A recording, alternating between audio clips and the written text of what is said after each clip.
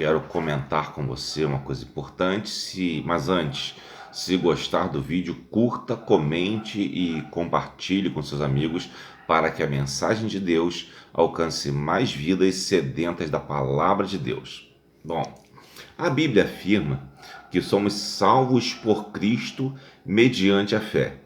Embora fique claro que o Salvador é Cristo e somente Ele, e que a fé é apenas o meio de chegarmos a Ele, existe um grupo de pessoas que cultua a fé.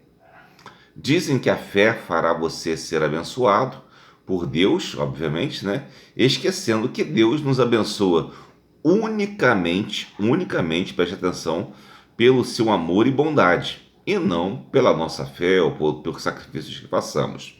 Hoje nós vamos falar sobre a importância de não supervalorizar a fé ao ponto de gerar uma idolatria da fé. Esse tipo de idolatria afasta muitos evangélicos do verdadeiro culto a Deus para seguir falsos pastores que o interesse deles é apenas tosquear mesmo o dinheiro das ovelhas sem oferecer um conteúdo verdadeiramente espiritual, um alimento verdadeiramente espiritual. Bom, primeiro, vamos definir o que é idolatria, né? De um modo geral, assim, bem mais amplo, podemos dizer que idolatria é colocar algo em lugar de culto devido somente a Deus. Não existe culto a outra pessoa, somente a Deus. A palavra idolatria, aliás, é a junção de duas palavras gregas que indicam culto ao que é visível, né? Elatria e idu, se não me engano, indica culto ao visível. Embora a idolatria inicialmente esteja ligada ao sentido da visão, o componente mais importante da idolatria é a substituição da adoração a Deus por outra coisa. Por exemplo, a visão, né, é um sentido, assim como o tato, por exemplo, a audição, o paladar. Uma pessoa pode adorar um ídolo sem sequer vê-lo, pois um cego pode, por exemplo, pegar uma imagem e apalpá-la e cultuá-la sem ver com os olhos. Percebe? Então a questão da idolatria não quer dizer somente ver, mas também enxergar. Podemos dizer que existem outras formas de enxergar até, mesmo sem ver. Daí, alguns enxergam até coisas invisíveis e as idolatram como a obra musical de um compositor, por exemplo, para uma idolatria mais secular, digamos assim. Existem pessoas que idolatram artistas de rock. A obra daquele artista de rock às vezes é idolatrada. Ou até artistas clássicos, digamos assim. Idolatria, na verdade, está ligada a uma imaginação de um objeto de culto. Esse objeto imaginado pode ser um amuleto, né? Pode ser uma ideologia, seja de direita ou de esquerda, uma pessoa que se julga superior ou especial, ou qualquer outra coisa que tome o lugar de Deus na vida da pessoa, especialmente na vida espiritual da pessoa, seja por inteiro ou em certa parte da vida espiritual. Às vezes não toma por inteiro, mas uma parte da vida espiritual fica contaminada pela idolatria. A fé também é invisível, né? Mas pode ser enxergada pelas emoções ou atos de sacrifício, né? Você percebe a sua fé, ela é enxergada, embora não seja vista. Os falsos pastores sabem disso e levam muitos a idolatrar a fé para fingirem de evangélicos e ganhar muito dinheiro com isso. A idolatria da fé fica clara quando um pastor diz que, se você tem fé em Deus, teria a obrigação de te atender, ou seja, Deus seria obrigado a atender você. Ou ainda, se Deus não te atendeu é porque você não teria fé, ou seja, ele sai sempre pela idolatria da fé. Essa idolatria chega a ser até imoral e incoerente totalmente com as Escrituras. Para os idólatras da fé, Deus seria apenas um faz-tudo que obedece à fé daqueles que sacrificam. Isso é blasfêmia pregada em vários programas na mídia, em vários cultos, como se fosse doutrina evangélica. Cuidado com isso. Mas por que ensinam essa mentira assim com tanto afinco? Simples, porque viver uma vida humilde em submissão a Deus não enriquece ninguém. Afinal, uma fé bíblica só mostra seus resultados em uma vida persistente na palavra de Deus, que vai amadurecendo gradativamente de forma espiritual. Com licença. Mas agora, por outro lado, né? Vamos pensar aqui. Essa fé que nós vimos aqui, uma idolatria da fé, uma religião que se baseia nela, dessa idolatria, mostra resultados imediatos, sim. As pessoas dizem, eu vou naquela igreja porque tem um resultado imediato. Eu vejo o resultado. A vítima do falso pastor experimenta emoções, realiza sacrifício em nome da fé, o que torna essa prática inegável pela experiência. Ou seja, o falso pastor faz você ter uma experiência de fé. Entretanto, essa experiência imediata de fé, ela ocorre sem amadurecimento espiritual. E é interessante que a experiência de fé, ela vem sem conhecimento bíblico e sem entendimento bíblico também. E leva ainda à idolatria da fé, que torna os incautos em presas fáceis, assim como aqueles que seguem falsas doutrinas heréticas e até doutrinas de demônios.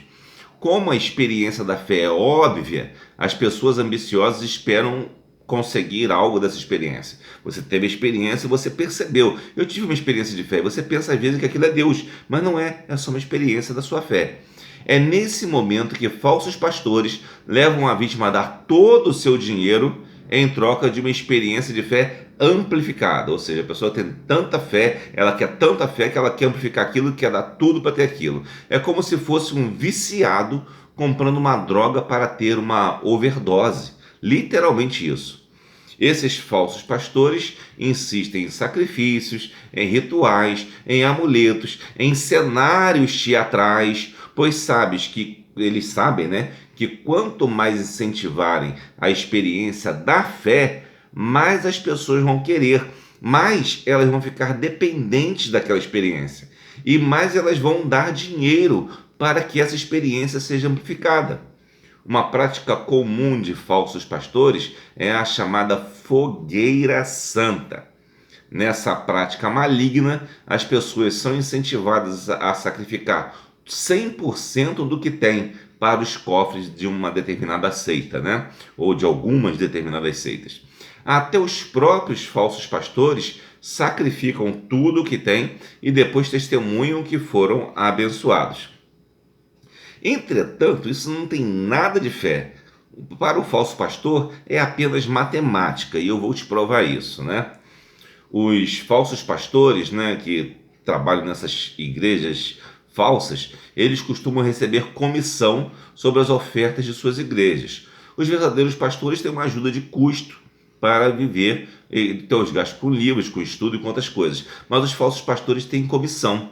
Essa comissão pode variar conforme a eficiência na arrecadação do falso pastor. Mas apenas para fins de exemplo aqui, para a gente não complicar muito as nossas contas, vamos facilitar usando uma comissão de 10%.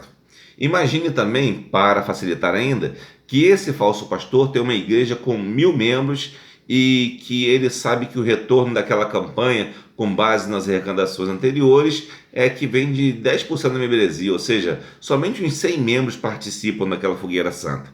Então ele não vai contar com os 1.000, vai contar com 100. Dos outros 1.000 ele vai tirar um dinheiro variado ou nada, né? Para facilitar ainda mais o cálculo que a gente está pensando aqui, imagine que tudo que os 100 membros e o pastor têm para sacrificar seja R$1.000. Claro que as pessoas às vezes têm mais, às vezes têm menos, mas vamos botar a média de R$1.000 cada um, sacrificando R$1.000 como tudo que tem. O resultado seria o quê?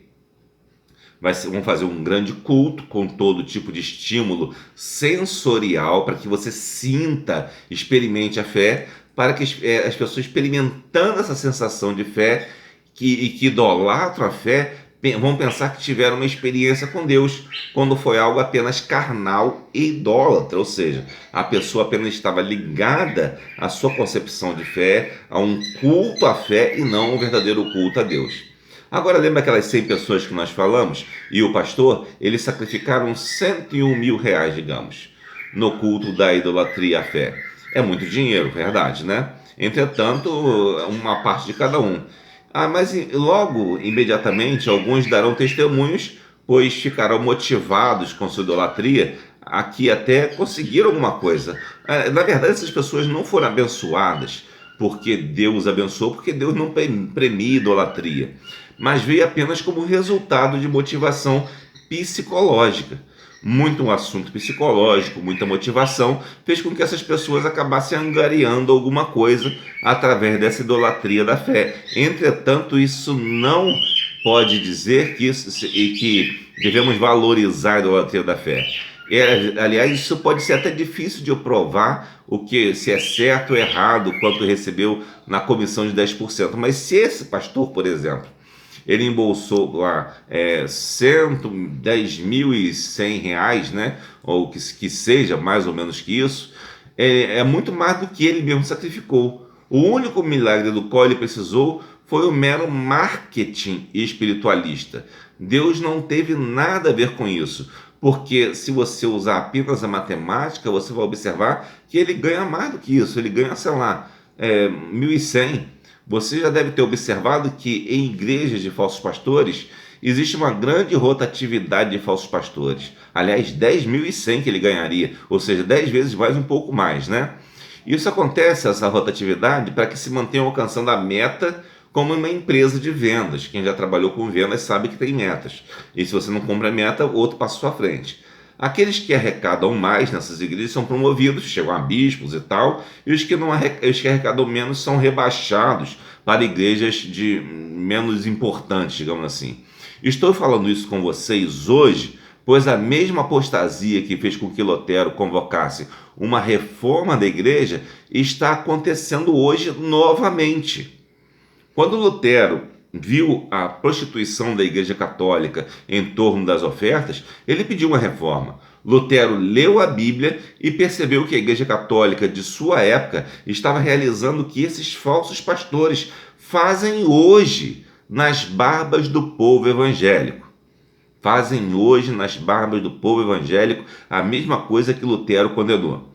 Se Lutero e Calvino, só para citar dois reformadores, vivessem hoje, teriam vergonha de um povo que se diz fruto da reforma protestante, mas comete o mesmo pecado que a reforma protestante combateu.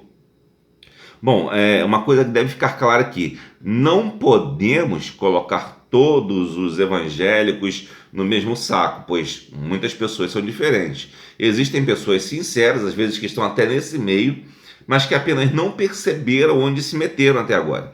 Também não podemos atribuir esse erro específico dessa idolatria à fé a uma classe de evangélicos, como, por exemplo, só os neopentecostais são assim. Não, isso seria mentira, pois a variedade dos neopentecostais é muito grande, muitos têm um pensamento diferente do outro e não concordam com esses falsos pastores. Então colocar um rótulo disso em neopentecostais é um erro. Falsos pastores são falsos pastores. Aliás, existem até falsos pastores de igrejas tradicionais querendo aprender a técnica dos falsos pastores dessas seitas. Já existe até oferta de curso para formar falsos pastores com essa visão apóstata. E muitos batistas, inclusive, estão indo para esses cursos.